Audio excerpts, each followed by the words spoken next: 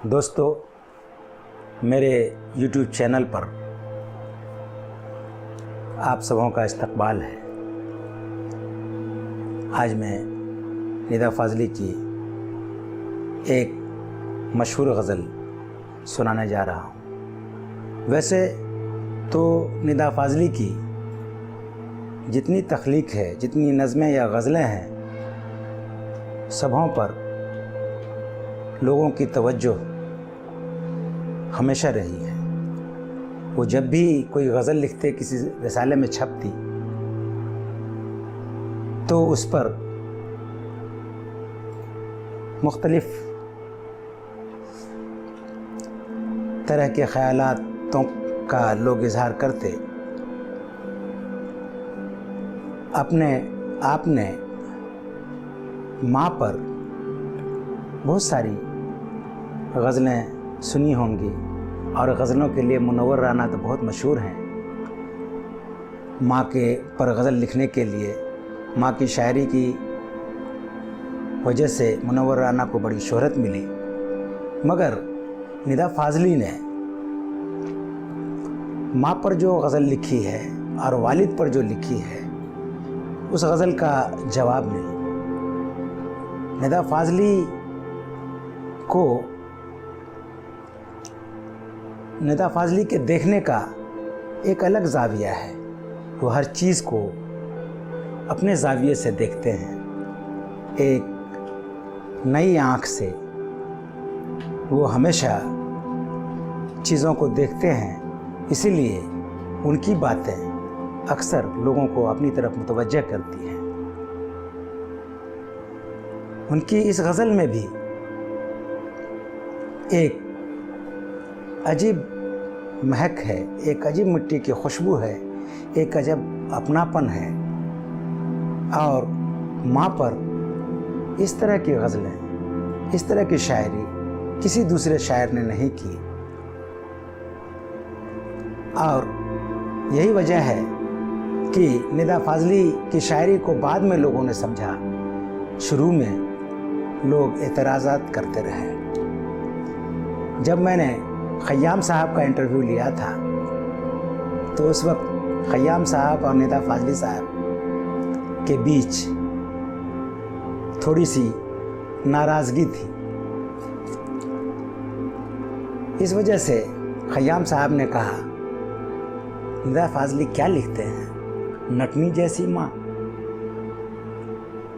भला ये भी कोई बात हुई? उन्होंने एतराज़ किया और बहुत से लोगों ने इस गज़ल पर माँ के लिए जो उन्होंने अल्फाज़ों का इंतखाब किया, जिस तरह से माँ की मजबूरी, बेबसी, मोहब्बत को उन्होंने देखा, उस तरह से शायद किसी ने नहीं देखा। और माँ बच्चों के लिए क्या क्या करती है, कैसे कैसे करती है। माँ से उन्हें बहुत मोहब्बत थी निदा फ़ाज़ली को। यही वजह है कि जब उन्होंने अपनी बेटी का नाम रखने की बात सोची, तो अपनी बेटी के साथ उन्होंने अपनी माँ का नाम भी मिला दिया। और इसीलिए उन्होंने अपनी बेटी का नाम रखा तहरीर फ़ातिमा। फ़ातिमा उनकी माँ का नाम था। और इस तरह बेटी में वो अपनी माँ को देखते हैं।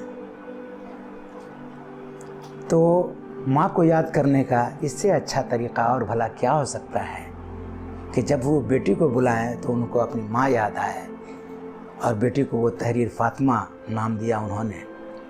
आइए अब निदा फ़ाज़ली की ये मशहूर गज़ल, ये मख़सूस अंदाज़ और लफ्ज़ियात का जो इस्तेमाल किया है निदा फ़ाज़ली ने, इससे पहले किसी ने माँ के लिए ये अल्फाज का, इन लफ्ज़ियात का इस्तेमाल नहीं किया। और लफ्ज़ों के मानी बदल दिए निदा फ़ाज़ली ने। उनकी इस गज़ल को मुलाहज़ा फ़रमाइए। बेसन की सौंधी रोटी पर खट्टी चटनी जैसी माँ। बेसन की सौंधी रोटी पर खट्टी चटनी जैसी माँ। याद आती है याद आती है चौका बासन चिमटा फुकनी जैसी माँ। बेसन की सौंधी रोटी पर खट्टी चटनी जैसी माँ। याद आती है चिमटा बासन, याद आती है चौका बासन चिमटा फुकनी जैसी माँ।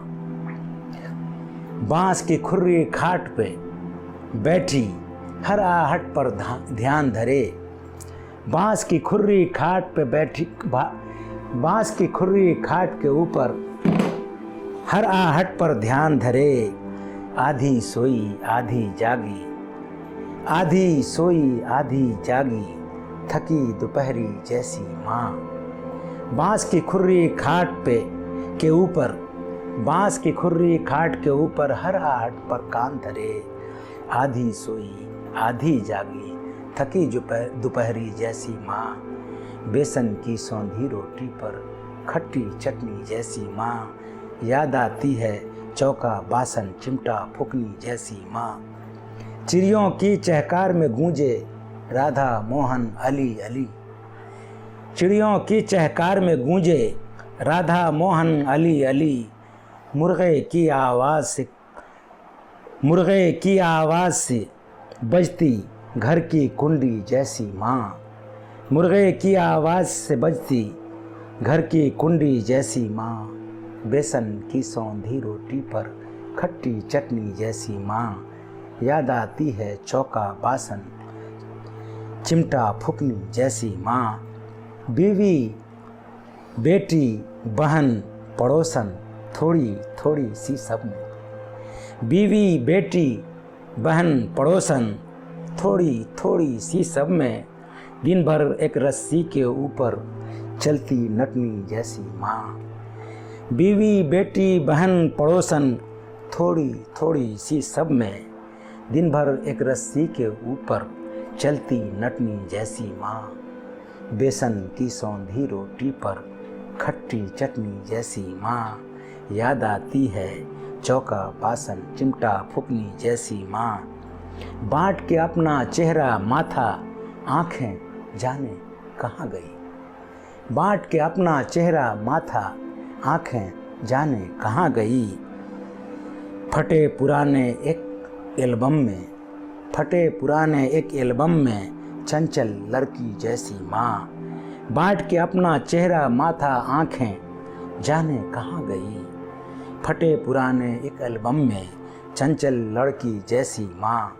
बेसन की सौंधी रोटी पर खट्टी चटनी जैसी माँ।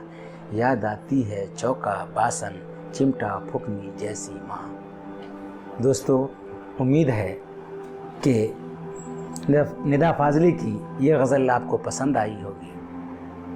निदा फाजली के लिए एक लाइक तो बनता है, और अगर पसंद आए तो अपने दोस्तों को भी शेयर कीजिए निदा फाजली की ये नायाब गज़ल, और सब्सक्राइब करें। मेरे अगले नए वीडियो को देखने के लिए बेल आइकन ज़रूर दबाएं। शुक्रिया, बहुत बहुत शुक्रिया।